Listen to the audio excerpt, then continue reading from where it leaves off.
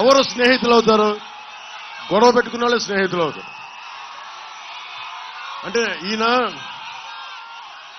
నువ్వు పోటీ చేస్తానంటే, పవన్ కళ్యాణ్ పోటీ చేస్తానంటే దెందులూరు నుంచి నేను నెగ్గిస్తాను, గెలిపిస్తానని చెప్పిన చింతమనేని ప్రభాకర్ గారికి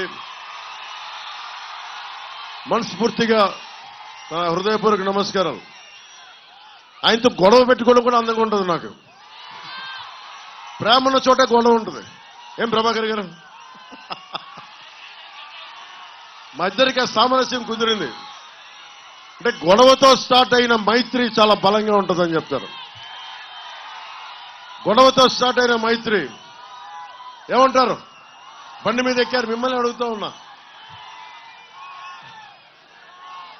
సో చింతమనేని ప్రభాకర్ గారు మనస్ఫూర్తిగా వారికి నా ధన్యవాదాలు తెలియజేసుకుంటూ, గుత్తికొండ రాజాబాబు గారికి, ఆయన రాలేదు, వారికి కూడా నా హృదయపూర్వక నమస్కారాలు.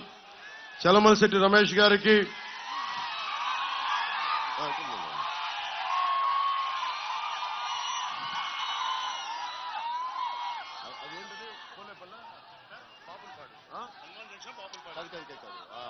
మనం వచ్చిన ఎస్సీజెడ్ పేరేంటి?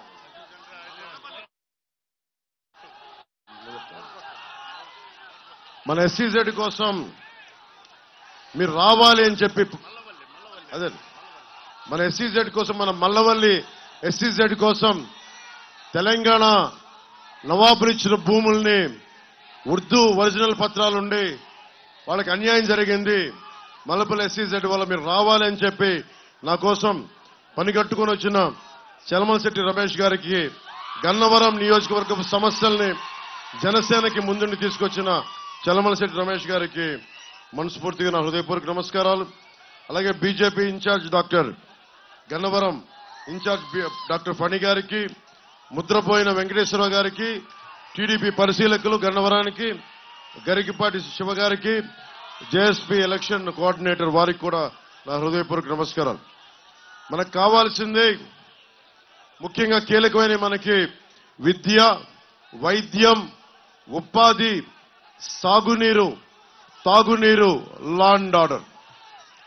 ఇక్కడున్న గతంలో 2014లో నేను తెలుగుదేశం పార్టీకి, భారతీయ జనతా పార్టీ కూటమికి నేను మద్దతు తెలిపినప్పుడు వల్లభనేని వంశీ గారు నాకు చెప్పడం గుర్తుంది. ఎప్పుడు ఓటయ్యని ప్రాంతాల్లో కూడా మీరు చెప్పడం వల్ల నాకు ఓట్లు పడ్డాయి అని చెప్పి మనస్ఫూర్తిగా చెప్పారు. అతను చాలా హేతు ఉన్న నాయకుడు, వివేకం ఉన్న నాయకుడు, ప్రజలకు అండగా ఉన్న నాయకుడు అనుకున్నాను. కానీ ఈ రోజున విభేదాలు ఉండొచ్చు. నేను చంద్రబాబు గారితో విభేదించాం, చింతమనేని ప్రభాకర్తో విభేదించాం. ఎక్కడా కూడా పాలసీ దాటి వ్యక్తిగతంగా కానీ ఒక్క మాట మాట్లాడాలి. ఆయన కూడా అంతే, నాతో మాట్లాడారు, విభేదించాం.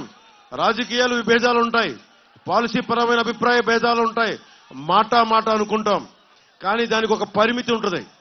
కానీ వల్లభనేని వంశీ గారు నాకు ఇందాక మన యార్లగడ్డ వెంకటరావు గారు చెప్తా ఉన్నారు, మీరు కూటమికి, ముఖ్యంగా జనసేన మద్దతుదారులకి, జనసేన నాయకులకి, జనసేన వీర మహిళలకి ప్రత్యేకించిన విన్నపం.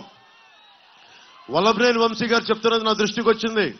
మీరు ఓటు ఎంపీగా బాలశౌరి గారికి వేసి మనకి గన్నవరం ఎమ్మెల్యే మట్టుకు నాకేయండి అని అడుగుతున్నారని. మీరు అది కూటమిలో అది సమంజసం కాదు.